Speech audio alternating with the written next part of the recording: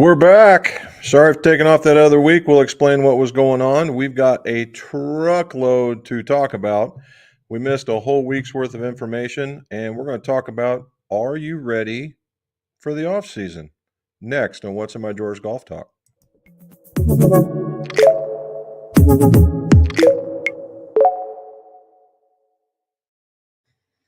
Welcome back to the Big Golf Shop. This is What's in My Drawers Golf Talk. Why What's in My Drawers? Because old club makers and club fitters are tremendous pack rats, and I'm no different. It's about what's in my drawer in the golf shop. And we're going to talk about golf club repairs, golf club fittings, and golf club reviews, all so your scores can go low. Okay. So last week we had a bit of a family emergency. And we had one. My dad, who used to go golfing with me quite a bit, as you can see here, we're getting our golf on at Crown Hill, and he is 88 years old, and his health has deteriorated, and it deteriorated to a point where the doctor said he need to go to the hospital, and this was just before us going as we were enjoying our bourbon, and he's in a condition of which he needs 24/7 care. And so we have spent the last week getting him into a nursing home, and it appears that this is going to be a terminal thing. So as you can imagine, it is a thing. It's a tear on the family. I mean, it's you never want to lose your parents in any situation, but particularly in this one. And so that's what we're doing. So we've spent the week arranging for the care and the government and all that whole 9 yards that's going on. And for those of you in the States, and I'm not going to go into it deep because this is not that channel. However, I will say this: when people think of long-term health care or hospice or any of those things, unless you work in that field, it is not what you think. All right, it is absolutely not what you think. And if your parents or you are close to that particular time in your life, I would investigate this thing thoroughly, absolutely thoroughly, and Medicaid, hospice, and just take a look at it, because it is a bear. Okay, it is an absolute bear, and if you're not prepared, it will devastate your family. So be ready. All right, that's my end. So to my dad, love you, Dad. Hopefully he's watching. We've got him in a room and set him up with his iPad, so he should be listening. So anywhere from this, salute, and away we go. Here it is, and we'll talk about this after this. Okay, so before we take it on a bit further, we go into the next stuff. We were going to tell you last week about we went down the Kentucky Trail, and we finished 2 trails 2 weekends ago before all this happened. And I'm not going to go in any particular order, but I will tell you some of the favorites. And this one was one of our favorites. Hartfield and Company. Okay, Hartfield and Company. Hartfield and Company, I did a day as a distiller, and as it turns out, they weren't distilling, but we got to go through the distilling process with this young man right here, Augustin. I know I'm butchering the name, brother. I'm sorry, but he is a very knowledgeable guy, and that thing over there on the right is their distilling machine, and they're in a 1910 facility that was an old car dealership back in the day in Paris. What makes this unique is that it's in Bourbon County, Kentucky, and they're the only bourbon makers in Kentucky. There used to be a bunch, there aren't anymore, and so they're bringing it back, and they're very small. And they this is about a half of their what they would call their ruck house, and there it is. Except for you can ignore that. As you can see, the other set over here is much more full. But so they have 2 different styles. They have a pre-prohibition style, and then they have a modern style. The pre-prohibition is 100 proof, and the other one's a little higher, more of a single barrel kind of setup, and both are pretty good. If you ever are looking to order online, or if you look online and they're available to do it, I would suggest one of them. This is the pre-prohibition. Now, uh, as you can tell, it is not chill filtered. After drinking a few of these, I think I would prefer it warm. Okay, it's still good, but I still prefer it warm. You get more of a in this one more of the oaks and the smoky flavors coming out of it, and the caramel. All right, so another one place where we went to. Oh, this is the tasting room right here. We went. That is on the third floor. This on the first floor, and the folks are really fun, right? There can't be five of them in the whole thing, and they're doing their best. They're just getting started. They're next year or in the next month or two. Oh, they'll have been doing it basically for 10 years, and everything is very, very compressed. I'm talking a lot about these guys because they're so small and they're making do. And you guys know what totes are, a little metal box or a metal basket with a plastic square in it. They've converted all these totes into things that will mash grain and do their fermenting and stuff like that. And it's very moonshiner esque, and they're planning on upgrading, and when they do, the product will only get even better. So I thought that was pretty cool. Another one's Town Branch. Town Branch is otherwise known as the Lexington Distilling Company, and this was just an old model of a pot still. And the reason why this was cool for us is because the owner is Scottish or Irish. Sorry, he's Irish, and and it was gotten there's a lot of Irish going on in this, and this was just a barrel that we saw. And what they do for those guys that like that bourbon beer, these are the guys that make it. So when they make their bourbon, then they take the beer, they put it in their own barrels, and there's a big reclaim going on. They're very green in this one. Another one we visited, which is a one and done, it's called the Fresh Bourbon Company, and these two guys are it's more of an experience than anything else, where they take you back into their speakeasy, and they tell you about their product, which was that fresh bourbon, which you see them holding up right there, and it's in the bottles behind them. And you do some food pairing. You get to make a cocktail from scratch. This is really a lot of fun. They're very small as well, and you see these are the barrels that they use. They're the 30 and the 10, and this was one of the stills that they were working out of. So it was a at night tasting. It was more of an adults kind of thing, and there was room for 10 or 12, and the guys were very, very entertaining, and you get to talk about it. It's very, very cool. It was the first or maybe the only African American owned bourbon distilling company in Kentucky. So very cool. The next one is Jephthah Creed. Now, Jephthah Creed has its own story, and it is super duper cool. But just a kind of a look, there's the inside. They're always going with the old. So Jephthah is a name from the Bible that Daniel Boone's brother named at this very tall knoll that was in this county. This family bought it back in the day, so there's this connection to Daniel Boone through Squire Boone, and they're doing this now.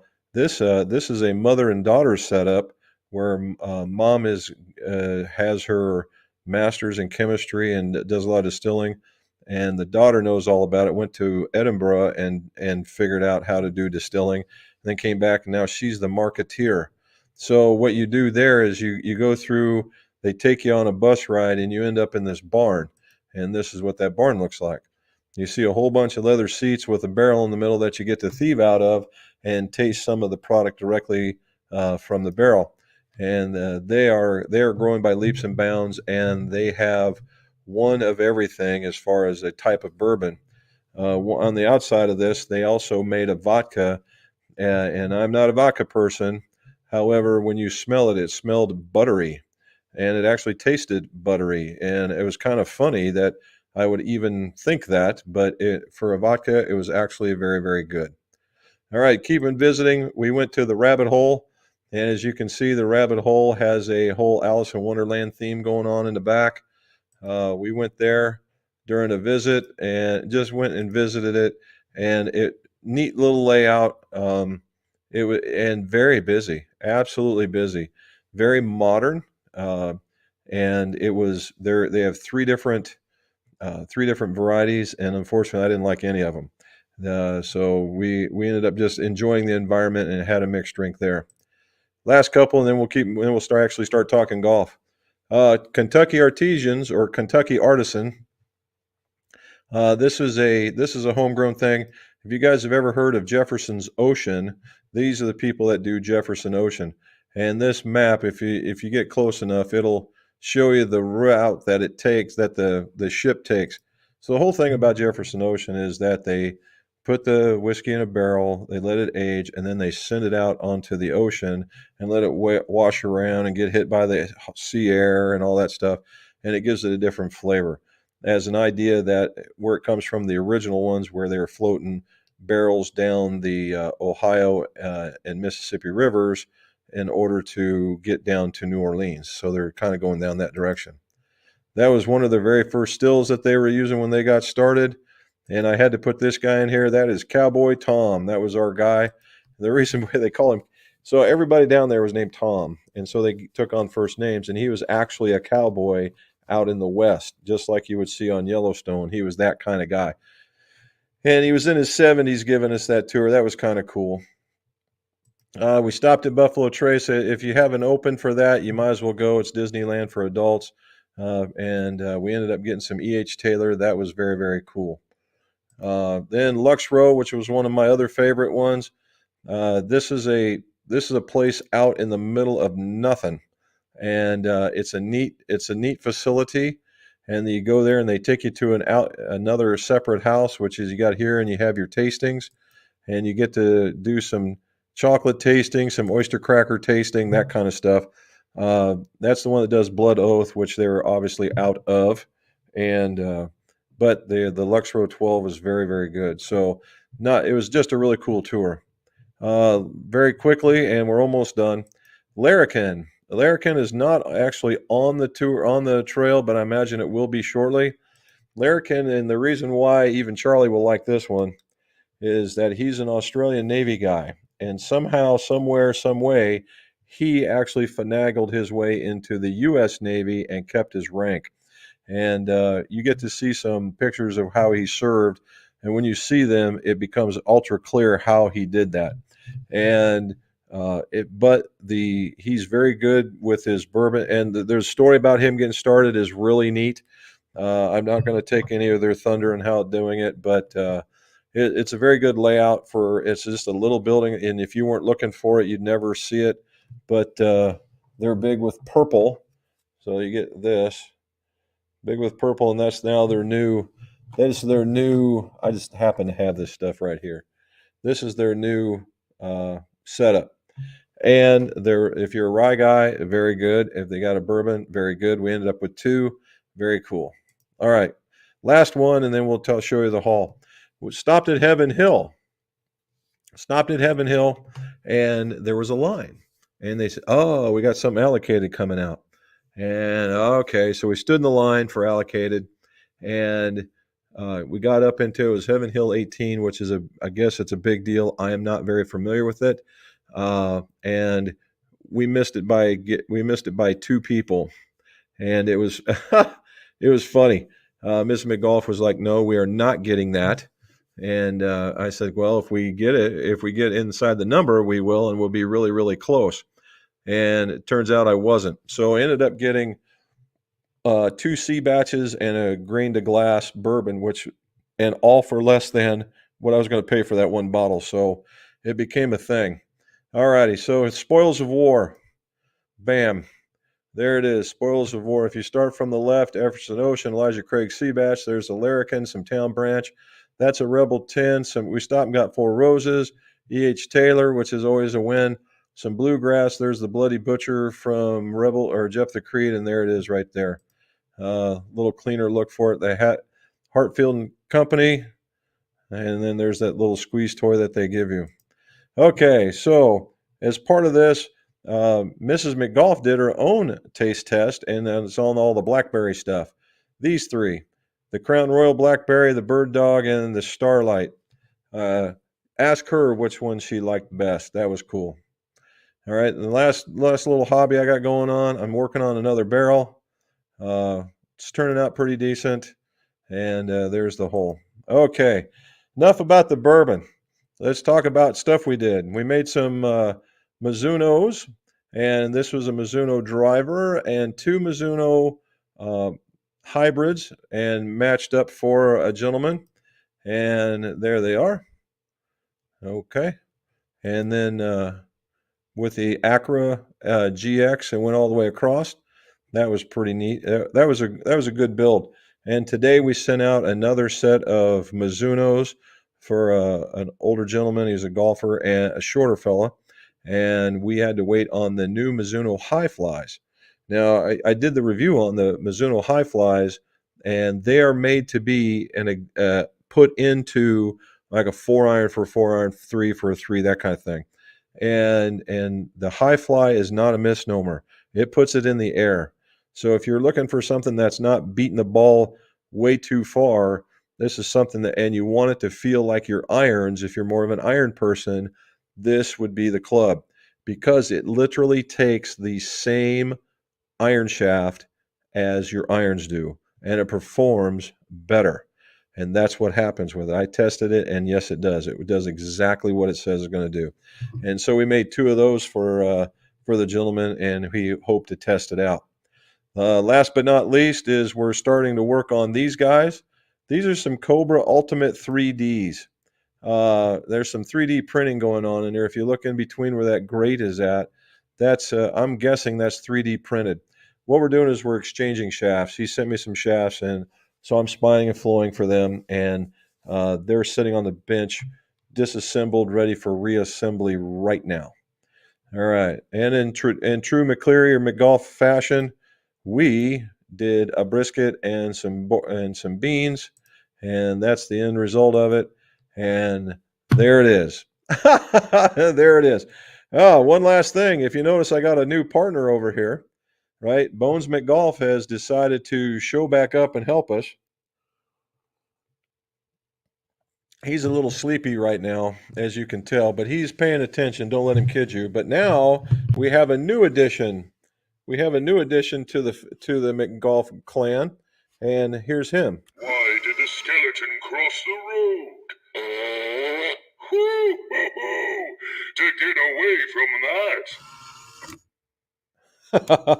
that. Now I could leave him up here and I could make him go for quite a while, but maybe we'll just do one every time around. So since we're getting into the Halloween spirit of things, that's where we're at. All right, last but not least, let's actually get to the point where we're talking about our topic at hand.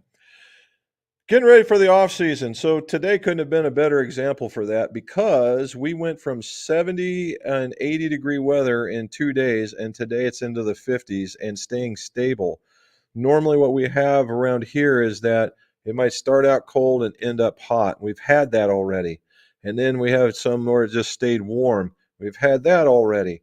Now we had the wind blowing in, and tonight we're supposed to get a storm, which is normally the indicator, and thank you, Milton, that it's going to blow in some cold, and that's going to start us on a cooling trend instead of the Indian fall or Indian winter, as the case may be. So when you do that, are you ready to store your clubs? And no, you just don't take them out of your trunk and you put them into your garage. That is the absolute worst thing you can possibly do. Why? Because it accelerates the deterioration of your golf equipment. That's not only just the golf clubs, that is the golf bag and the golf balls. Okay. When you expose your equipment to extremes like extreme cold and then extreme warm, these golf clubs don't like it a lot. All right. Any material does not like it a lot. And golf clubs, being how they're made to strike stuff, take even a bigger chunk out of it. So what do? All right. The first thing you do is you plumb empty your golf bag. All right. Empty that golf bag. Empty that golf bag and vacuum out the pockets, because I guarantee you, from when you guys were grabbing your ball and cleaning it because it had the fertilizer on it, or you picked it up out of a sand trap, or you're in a divot or something like that, somewhere, some way, somehow, that dirt has gotten into at least every pocket. All right, every pocket. Whether you're putting a glove back into the bag, a golf ball back into the bag, a tee back into the bag, the change that you get from buying a dog and a Coke at the turn goes back into the bag. All that stuff is all that's doing is putting dirt back in the bag, and dirt acts like sandpaper against that material, and it will prematurely wear the bag. All right, not just the clubs going in and out and wearing against the material up there, but on the sides where you set it, that kind of stuff. So empty yourself out. You might find yourself, you got enough money, you go get yourself something to drink, right? Whether it be one of those fancy coffees, a large pop at McDonald's or something, right? But I guarantee you do it. The last time I did this, I had $5 in change. So, or give it to the local, charity, whatever you want to do with it. Put it in a piggy bank for the next time you go out, but clean it out. That gives you an opportunity to inventory what you actually had in your bag, right? So you always want to have a couple of gloves. You always want to have a first aid kit. And I don't mean a big first aid kit you get at Walmart. I mean, it's a little pouch that has like something for bee stings, lip balm, maybe some suntan lotion, some band-aids for your blisters, whether they're on your fingers or on your feet, right? That kind of stuff. Just small types of things. You can even make your own if you wanted to. Put that and make sure that's filled if you've got one and you've used it, right? And then you get in there and you'll do that. Now, there's other things. Now you look at your tees, your ball markers if you keep them in there, your divot tools or your pitch mark tools, as I got corrected beforehand. Those things that normally stay in the bag. Make sure that the dirt's off of is because I have like the McGolf ones that we have, and I normally have one. Anyway, the ones that are like switchblades, some dirt can get in there and it causes it to gunk up. Hit it with some compressed air, wash it off or something, let it dry, and then close it and put it back in the bag. Yeah, and then check your golf balls. For those of you that will use a golf ball until the core is completely off, this is probably not for you. However, if you get in there and you're just throwing your stuff in there, look at the golf balls that have got road rash on them, right? If you've got something with road rash on it, maybe it's time to look and see if you need another box of balls, or get online and order those AAAs that are in great condition, something along that lines. All right, and so that gets you into that one. The other one is your golf towel. If you and I'm guilty of it too. It's mine sitting right there. The golf towel. Wash it. Wash it. If you have a microfiber towel, do not use any of that smell good detergent. Just use the OxiClean and get it to go, because that will leave a film and make it harder for that towel to do its job. All right. So now you've got all your stuff that might go into a bag. Now, I'm sure everybody else has got something else, whatever it is. What do you like putting in your golf bag other than what I just told you? Put it in here in the comments and let's talk about what goes in the golf bag. Now, you get to your equipment. Now, your equipment is threefold. It's the head, the shaft, and the grip. The grip is rubber for the most part. If it's not, it's the synthetic, and it's even more susceptible to this. Now, if hand oils get on your grip, and that's the reason why grips get slippery. And what you need to do about every 3 to 4 rounds is take that golf towel I was just telling you. We have the tour towel made by Club Glove, and it's a very aggressive microfiber, and that's the reason why we have it. You dip the thing in super hot water, and you just basically go back and forth. Now, some people will say, yeah, you need that Dawn dishwashing soap. Not necessarily. If you want to, I guess if you really, really want it a little bit more clean, maybe. But I've found that if you got something really hot and you really wring it out tight, you'd be good to go. Now you want to be careful, back to the synthetics, in that the synthetics, you can literally take the color out of it. Okay, so you have to be a little more gentle with the synthetics, and the rebound isn't as good as maybe what the rubber would be. The rubber grips will become tacky, all right, and the grips will last longer if you clean them. So clean them, right? Clean them. Now the next part is the golf shaft, and we got to talk about the golf shaft in 2 ways: one graphite, one steel.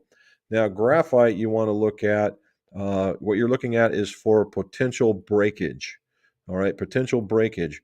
When you go to put that club back up and down in that golf bag, assuming that you have individual dividers, or they rub against each other, you're going to start getting wear marks that remove the paint. We'll get into the graphite, and it'll start calling what I call little mini thumbprints. And they're like little curved pieces right where that shaft rests against that or that bag rests against that golf shaft, and it's rubbing there. And 99 times out of 100, it's like this far above the end of the hosel. That's a stress point. Now, does that mean if you have one of those things, it's going to break tomorrow? Not even. However, it's an indicator that you need to start looking. If you want to have reliability in your golf equipment, you probably want to start looking, right? Particularly if it's a significant divot in the shaft. If it's just removing the paint, you probably can get away with it for a while.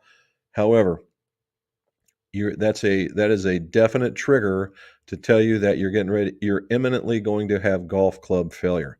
That's not what we want. All right. Now, what do you do when you put it up for the day? Wash it, wipe it down with that same towel that we've been talking about.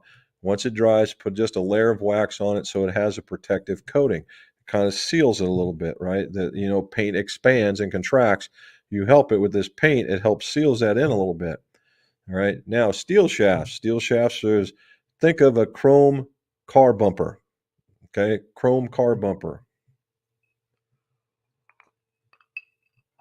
What you're looking for here is the general condition of this golf shaft, this chrome plated golf shaft. And you don't want any dents, right? That goes without saying. You don't want any creases.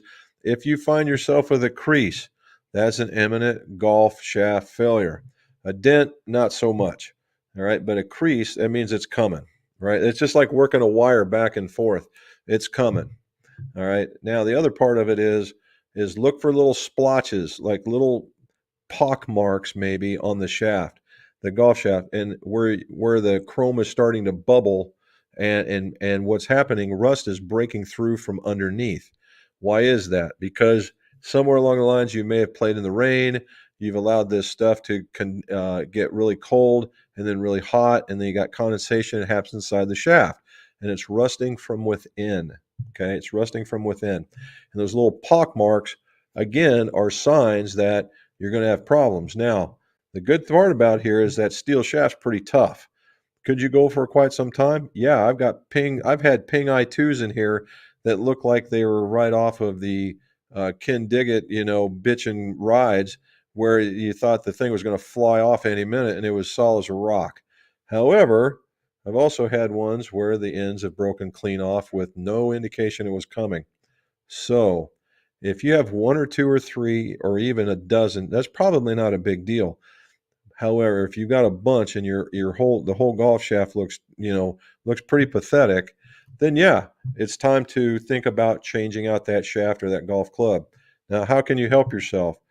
A a steel wool pad, right? I was out at Menards, which is a hardware place, much like Home Depot or Lowe's. And they have the SOS pad. So it was an SOS pad. It was about a double or a triple aught pad, and it had this also detergent in it, so it got soapy, and that soap helped create a kind of a lubricant barrier to help you clean this off, so you didn't get cut up. And so what you're doing is you clean it up and you wipe it back down and forth. And yes, it's going to scrape it, but you're going to take off all these little pieces that are popping up and smooth it back out again. Again, let it dry and then put wax on it. Wax is going to be key in this one.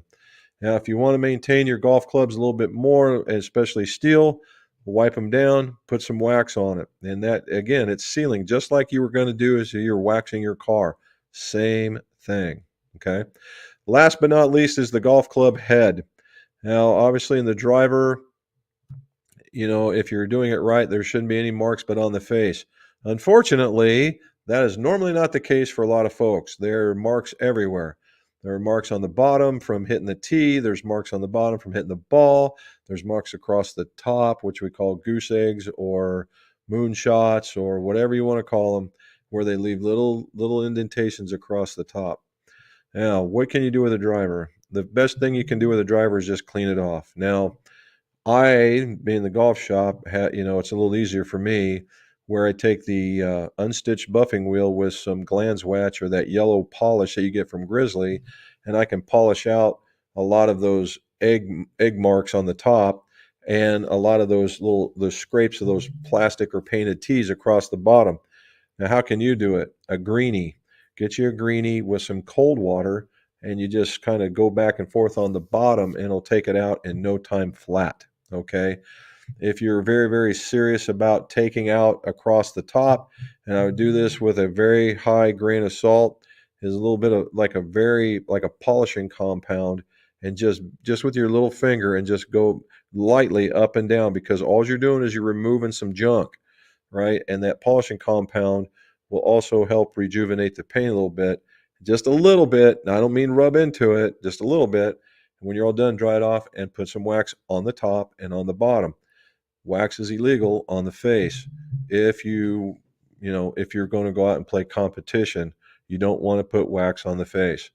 All right. But you want to clean up the face and you're good to go there. All right. And same thing with that. Same goes for hybrids. Same goes fairway woods, irons, and putters. All right. Irons are a different animal in that if you don't have a blade, all of a sudden you have all these little crevices and cavities in which dirt can get into. So you're going to need to take a brush, like a little club brush, and don't dunk it in water, because that'll get rust in places you don't want. Get the brush and get it wet, or spray it and get it in there. Now, I've done reviews. There's a brush, and it's a club brush, and it's about that square, and it's curved, and it's got a pump on it, and the name will come to me here in a minute. But that thing is great for this particular task. You can spray the water to it with and it's got a big enough nylon brush that it gets everything, and it gets down in a little crevice. If you need the small one, maybe you're going to need to get a little like an awl or a dental tool or something, and pluck it out. The other part is clean out the grooves on irons. Clean out the grooves on irons. If the brush doesn't get it, the towel doesn't get it, then I use a dental tool. You can actually get those at Harbor Freight, and clean them out and scrape each one individually. Then when you're done, wax. Sound like it's a reoccurring theme, right? Because if you're going to leave it in the environment, cover it up and let it be protected from the environment. Same thing can go in the bag. They have those things where the anti-stain thing, it's 3M makes it to prevent the stains from getting on there. You could actually spray your golf bag with that. All right. And that gets in there. Same thing goes with the putter. The same stuff with the grip, same stuff with the shaft, same stuff with the head. Now, in a lot of these, you want to be careful on the head, because a lot of those heads are painted, and they're not nearly as tough as one would think, like a driver where you could rub on it. Just the slightest little touch on it could make a mar. So you want to be really gentle getting into those places. Now, one last thing, I want to revisit the golf bag. Some of the golf bags, I was just talking plainly for like a cart bag. If you have a bag that has stands in them or on them, you want to actually look at the mechanisms. I cannot tell you how many times I've seen a mechanism where a leg will fall off or the whole stand will just fall off. Then you're like, oh man, it's not a very good. Oh, I got one of these other things. Here's another thing. Bloody good bourbon. All right. You would think it's not very good. Well, that's not necessarily the case. After you've played it for several years, and the thing falls off, so you want to check the working capability of your mechanisms. There's typically maybe some small screws that you might want to tighten up. There might be the points where everything pivots, maybe a piece of machine oil in there so that they'll move very, very well. And it's all makes the clubs and your equipment be longevity. Okay, longevity. And that's what we're talking about is we pay a lot for these golf clubs and this equipment, so we should take care of it so that we can get the most use out of it. There it is. I've taken it all the way up. We've gone all half an hour. I think I set a record. All righty, so let's go and talk and answer some questions. All the way to the top. Here we go. All righty. Matt Revlock scores shot 1. Got a 72 in last week. Played well, but was rusty. Question: as winter comes, I'm looking forward to seeing if I still like playing under 40 degrees. Yeah.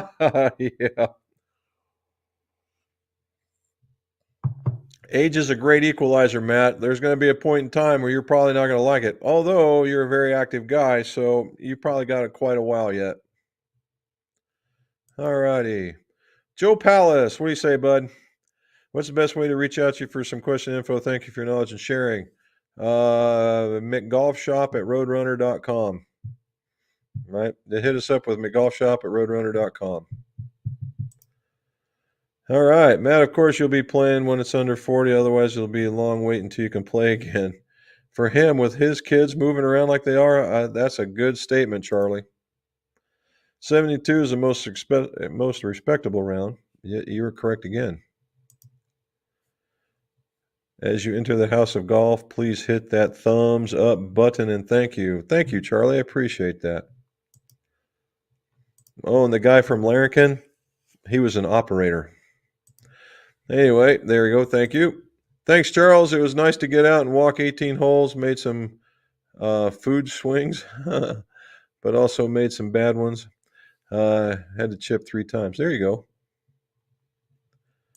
Matt was there live. Matt was there live last week. I never saw a notification. There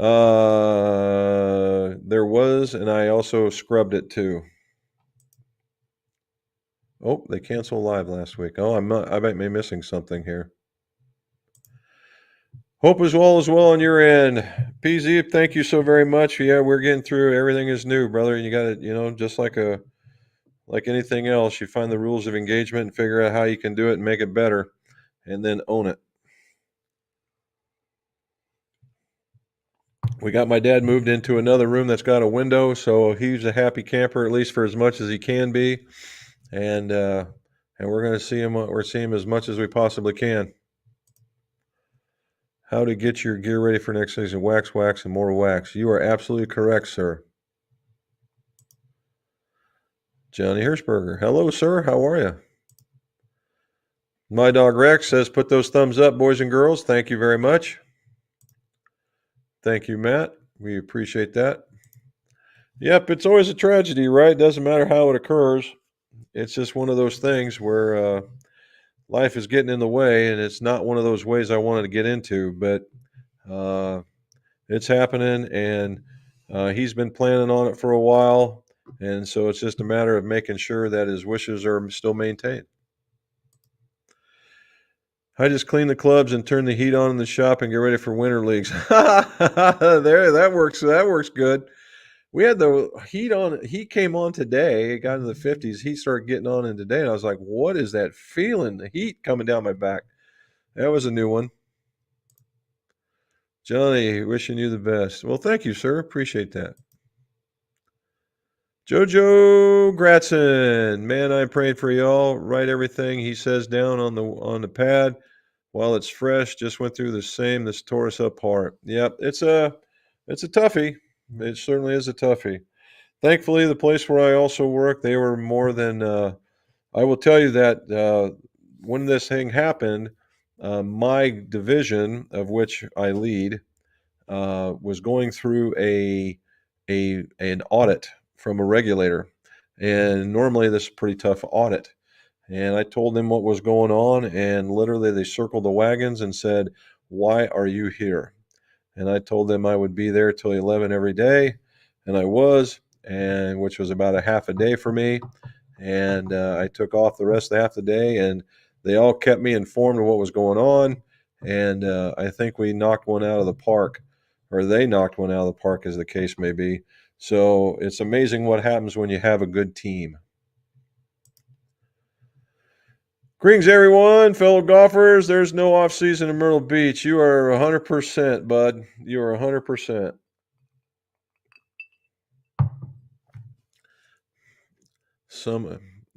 Right now, I bet it's pretty well. I would say it was pretty comfy for you, but you just had storms go through there. Hopefully, you guys survived that. You had the first one. Did the second one get you guys, or what?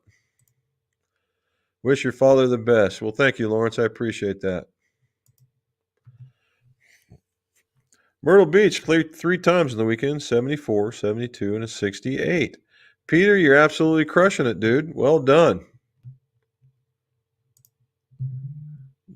Charlie is saying the same thing, and I would agree. Phil K, what do you say? Sorry to hear about your dad. Take care of yourselves. And we will, sir. Appreciate it. Thank you for the sentiment. There we go. Now Robin's talking to him. Peter, did you shoot a 68 with your son's irons? I would say no. Peter's got those new ones, right? So, Peter, how'd you like the new ones? He's got those. He's got one of these. He's got a set of these guys. He's got one of those. The fusion irons. How do you like the fusion irons, Peter? Would like to hear about that. Apparently, he's doing pretty good with them, shooting the scores. So we got that one. Hey, so as Mrs. McGolf, she did the BlackBerry blind test and did very, very well. And as we're preparing for more porch time, as you can't see it behind that white light, we got one of those porch heaters. You know, the propane porch heaters that goes up and has the Chinaman cap on it. And since I have a really tall ceiling, and the ceiling's actually made out of steel, we are righteous right where we're at. And we tried it last night. It got down to about 60-ish, probably right around 60. And we just had it on low and about 4 foot away, and talk about perfect. So I would imagine it's going to get a little closer, a little closer, a little closer, and the heat's going to get a little higher, a little higher, a little higher as it gets cool. But definitely a good addition to the back porch. Hello, Jim and Ron. Share about your father. Mark just shot a 68 with his new 67. Oh, that's awesome. That is awesome. Glad to hear that. 67. Wow. That's perfect. Well done. I bet Robin's just laughing right now. All right. Feel okay. Not much golf last 2 weeks. Too many honeydews getting ready for the daughter's wedding. Yeah, you got a little bit of a priority there, bud. Have an open bar with enough booze for 900 drinks. Well, when you get done with it, Phil, what's everybody else going to get? Good for you. And down in that neck of the woods, good for you, buddy. There we go. Hello, Robin. Charles, no, I used my new Apex Fusions. Here we go. 900 drinks. I'll take one of those, please. No doubt, right? Mick Del Vesco, any update on Newton shafts? No. Seem to get a lot of favorable comments. They have yet to find me, but I'm not that impressive anymore in the world of social media. So nobody has said anything. In my circle, Mike, I've not heard a thing. Thank you. That's a fancy sounding iron. Sounds like they're working for you. Yeah, there's a lot. There's a lot going on in this iron, Charlie. It's just more than painting it black and this has a titanium face on it, and it's married up to a forged steel body. The real trick here is titanium steel really doesn't like each other. So how they got it to marry up is truly the trick that's proper, right? And then of course the AI face and the weighting and stuff like that. So it truly is a technologically advanced iron. It's also a technologically advanced cost. So it's up to you. Yep, look at that. Hello, Joe. Lawrence, +5 on 9 holes. Think it was my best week. I shanked about every approach. Apparently, I forgot how to hit irons. Felt like Rory. Oh, Roy from Tin Cup. Yes. I've had one of those days. In fact, I just picked up the ball and just started riding with my guys because it was embarrassing to have to go find a new golf ball every time. There she is. Great news. Well, I don't think he classifies as either, Charlie. That's the thing. I don't think he classified as either. There's your hint. His wife actually joined the Navy too, just so you know, and she joined the Navy at 43. So that gives you one of two choices of what branch what skill set she went into. Let's see what's in the glass tonight. John Lamb, happy Thanksgiving, and to all the Canadian subscribers in the chat. Yay, Turkey Day. There we go. There we go. Vanilla and root beer. She did it too. In a big cup. Let's all go to Jim and Robbins and have a party. He's got plenty of booze for us. That's a fact, man. That is an absolute fact. We got plenty. We could sit out on the back porch and tell lies and talk about golf. Well, wait a minute. We'll talk about golf and tell lies. Wait a minute. We'll just sit out in the back and we'll talk about stuff. How do I contact you about having ferrules changed on my clubs, maybe grips as well? Just about McGolf Shop at roadrunner.com. MC Golf Shop at roadrunner.com. We'll take care of you, man. And thank you. Yes, I do. John Lamb, hope all is well and you're both doing great these days. We're trying our best, man. 300 away from 40 subscribers. You know, I never did ask that. If you guys got friends and family that likes golf and hasn't subscribed, let them know about the channel. And that way we get to 40,000, on our way up to 50. Had a frost delay Saturday morning, got down to 30s and couldn't tee off till 8. We had a frost, Charlie, we had one. When was it?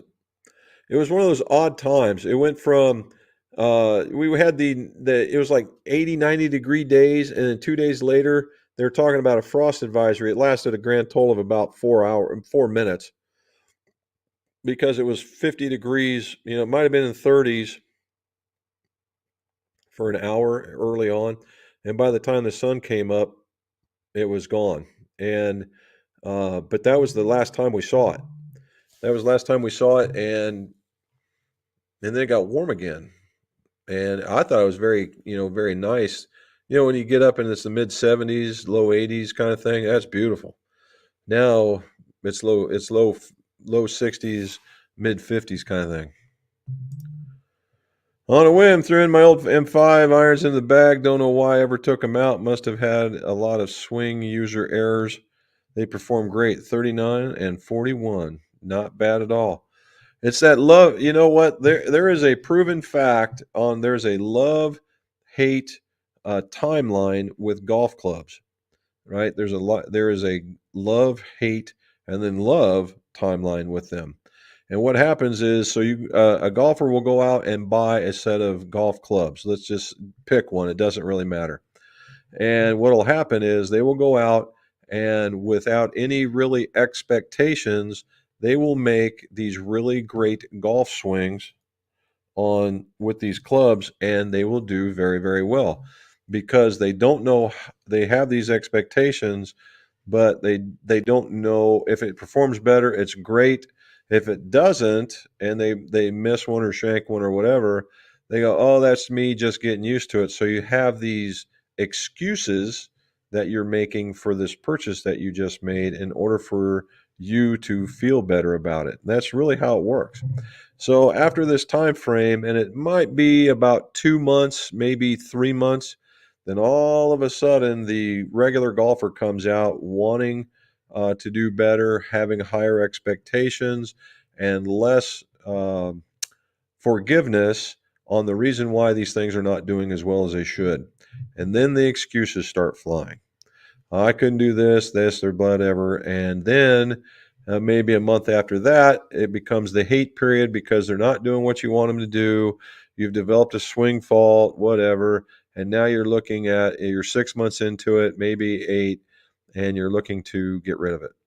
And the people that wait it out are probably the smarter folks. And what they will do is, just like you did, they'll put them up and they'll come back out. And now it's fresh again. All the bad karma has been removed, and now they're hitting them again, and you're putting these great swings on them, and it's in there. So it's actually numbers based. It's not somebody just thought this thing up. Actually, people track that. It's really kind of funny. Hit that like button, Mr. McGolf is one. Yes. Al Foddy, what do you say, buddy? Finally, some nice golf weather here in hot Memphis. I would bet that's about right. That the storm really blew in some crap up your guys' way, what they call the after storm heat, and good for you.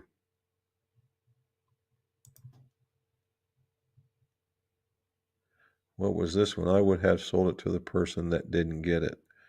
I don't know what that is. Charlie, thanks, Charlie. I'm slowly getting my body back after the knee replacement. Ah, the arthritis was so bad in one, it sent me to the ground a couple of times. Yeah, that's one to get fixed, bud. You did have a really good round. Anytime you get into them 70s, man, you're doing okay. You're beating 90% of the other golfers out there.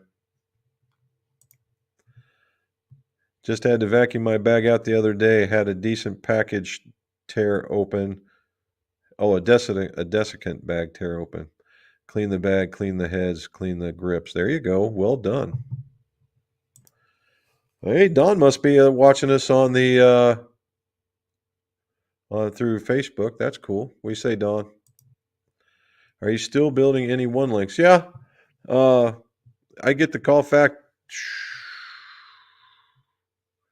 3 weeks, 4 weeks ago. A fellow that I had done single length for a long time ago. We redid some. We upgraded his clubs, upgraded the shaft, and did that. He's a one lengther forever. And we had another person in here questioning it, and we put through the test. But yeah, we still got him going on. It was 86 when he left Tishomingo. I hope I said that right. Mississippi yesterday. Was in your vicinity driving back home, Youngwood, PA, up Interstate 71. We were approximately an hour away. Ah, too bad.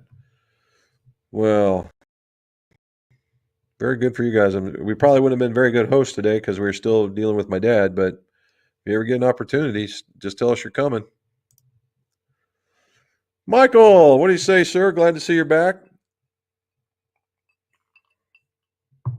Has it gotten cold to the point where now you can start watching again?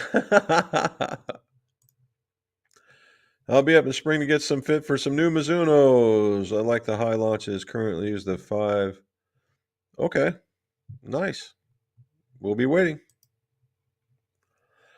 Golf bags for graphite shafts. What style of dividers do you recommend? 14-way or 5 or 6? I like the individual ones, John. I see more bag wear on golf shafts when there are fewer dividers. I know that's weird, but I think what it is that in the bigger ones, they start, you get this sloshing effect, and that sloshing effect may add to it. And that's the only thing I can figure out. Season's coming to an end in 2 weeks. We're closing. Ah, so there it is. Michael, we'll be seeing more Michael then. Good for us.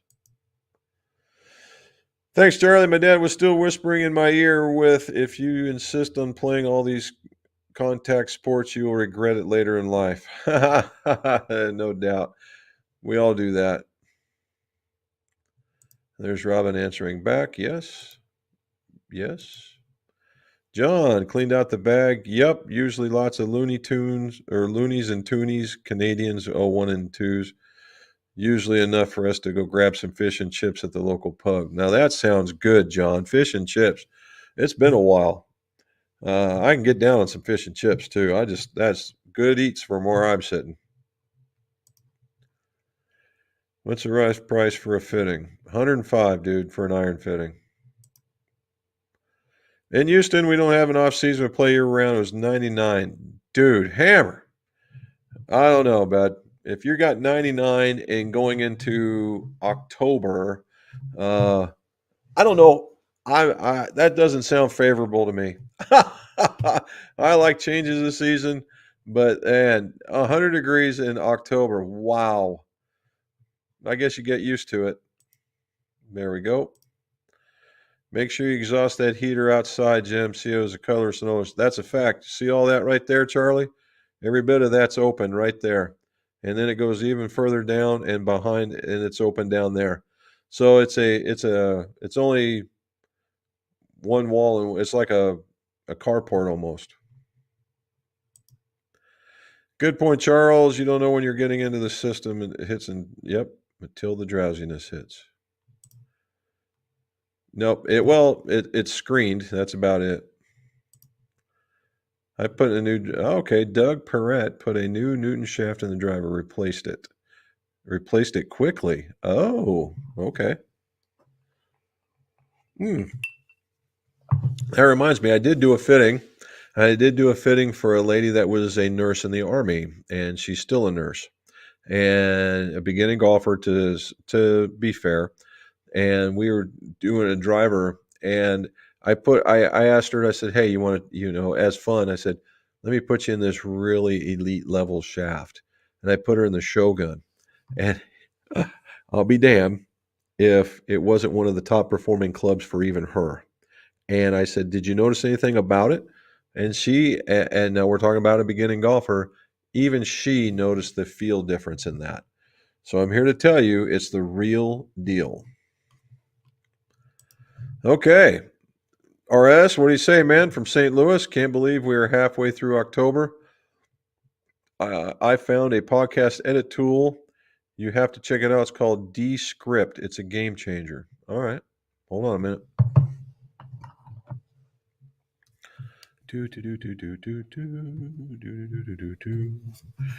Descript. All right. Descript. Got it. We'll see what happens. All righty. Backside only. Yep. Jim went through that with both my dads. Just keep a diary of the events and the meds. It will come in handy for reference if needed. Well, thanks, man. We will.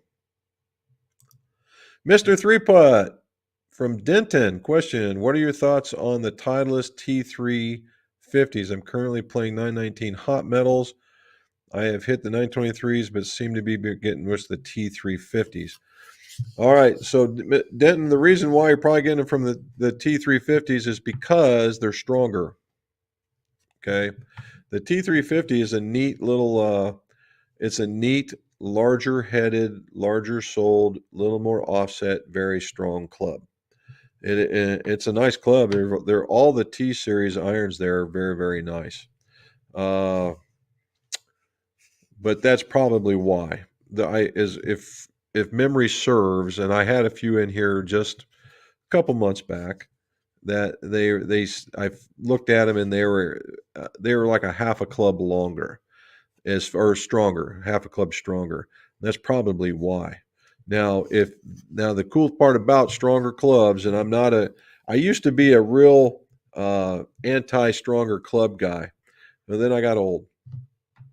But the thing is, as long as you're getting your gaps and your distances, who cares, right? And as long as you can still get them out there and your short game is not impacted, then you should be good, okay? You should be good. You good with that, Bones? Yes, he's good with that too. Very good. Any news on new M? I have to see what maybe he's down here. Not sure if I said hello back there. John's on here. Okay. Jonathan, new Maltbys. I want the STI2s, but not if they're coming out with something new. Well, I was just talking with him today, as a matter of fact, and nobody mentioned it. I asked him what was new and out there, and the guy was just whether or not he was trying to get me off the line or whatever, but he didn't say anything about those. Didn't say a thing.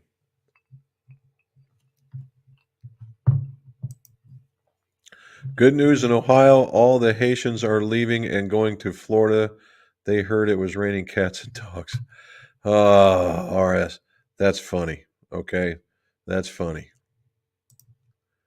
I cleaned out my golf bag, found 5-year-old protein bars, Slim Jims, a beer can, reminded me of my old dorm college room. Ooh wee. I did that. I found an old pack of gum that I don't even know how it got in there.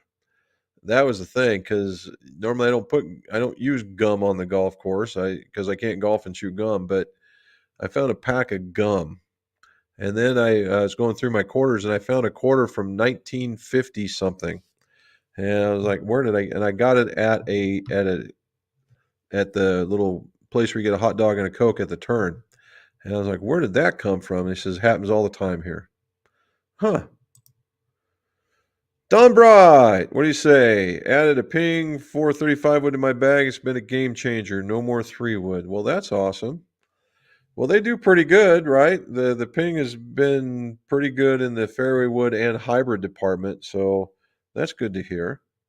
And you get a little bit more airtime with the 5 wood. Maybe you need something a little shorter. There we're back. Why do they say don't count golf handicap in the winter months? Grass doesn't grow. Yeah, because a lot of times what you'll see, Lawrence, is that the courses will adapt what they call winter rules. And the winter rules allow you to move your golf ball. They allow you to pick clean in place. They just allow a lot of stuff that you normally wouldn't do during the normal season. So unless if you're in the northern areas, if you're in the northern areas and that really places it, the grass goes dormant, all these different things, it's truly a different playing condition.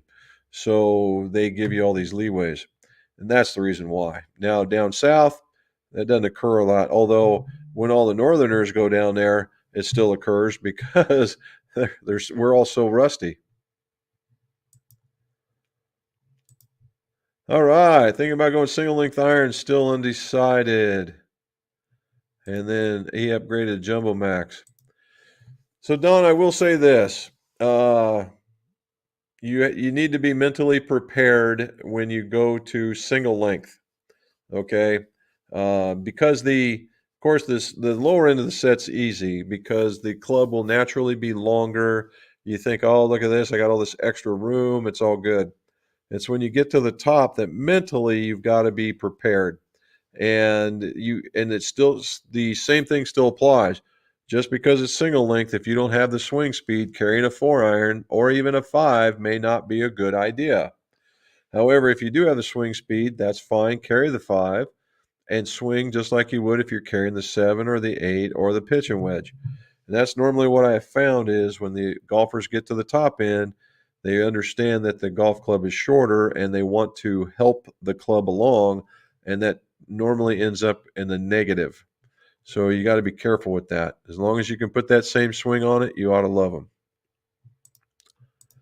All right. Have you tried the Maltby IM heads? I have not. I will say this about Maltby and Pete Callaway, their designer and all that stuff. The TS line that they had could stand up to most any other golf club that was out there in that class. It's neat. Where they tend to lose a little bit is that they don't have anybody that is and Maltby and Wishawn suffers the same fate, only not, but a little bit more so, is when they go to put the finishing touches on them. Right, Maltby's a little bit better, but it's just that little bit of tweak. But yeah, hey, if they work for you, I say play them. Hi, gang. A little in late. Warren's Golf. I'll be watching you starting from the Philippines in December. Ooh wee. Okay. Well, stop over there and say hi to the golf mechanics folks for me. All right. Oops. RSG. We have gone. What is it? They have gone to our hometown, Logansport, Indiana, per our old classmates. All right. I do not know what that means. That's crazy. Okay. Hey, there's Dan. What do you say, buddy? Don Bright threw out the 3-wood years ago, hit the 5-wood just as far with a little more height. Have never looked back. There you go. Makes sense. Okay. Nicholas called it pick, clean, and cheat. No doubt. No doubt in my mind. You're more than welcome, Vic. Who are the Golf Mechanics Philippines? It's Golf Mechanic. It's MECANIX.